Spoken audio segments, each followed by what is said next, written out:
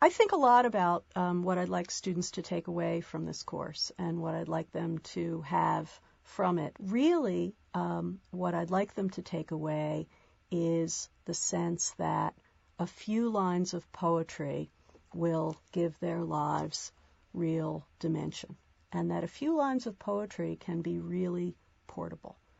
When reading a poem, there's just so much there to be discovered, and even if there are only a few words, there are so many different layers of language and how the words relate to one another, and the dialogue between the speaker and the poet and the reader. So there's really just a lot that you can take away from it. When I go to New York and I cross the Brooklyn Bridge, I am glad to have with me the lines by Hart Crane. "O harp and altar of the fury fused, how could mere toil align thy choiring strings?"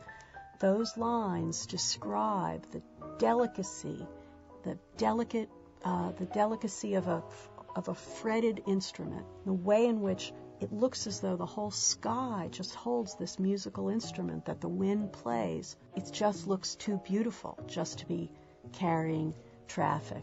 And those lines, in 2 lines, Crane does this. And there's something about our encounters with things in the physical world often, and something so satisfying about the way in which a line of poetry helps us to compass its beauty. Some of the poets are actually buried in Mount Auburn Cemetery, and so we went over and reread their poetry over their graves and tried to interpret it a little bit. A number of the poets we read in the course are buried there, and so naturally we stop and lean on Longfellow's stone while looking down at James Russell Lowell's. This poem seems to suggest another kind of history, right?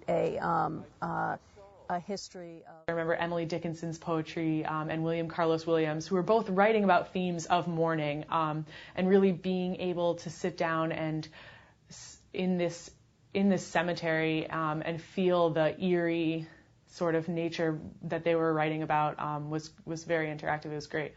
Part of our confusion comes from the fact that although we make or endeavor to make really clear distinctions between the natural and unadorned and decorative and the cultural and costumed as Professor New is an amazing professor because it's obvious that she's so dedicated to her students, and that it's really important to her that their writing improves over the course of the class.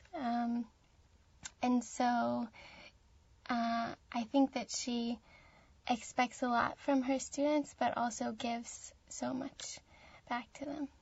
Great. 5 years from now, 10 years from now, 15 years from now, I hope that my students will have, as I have, portable pieces of poetry stored in their minds that will serve them in some of their excursions in life.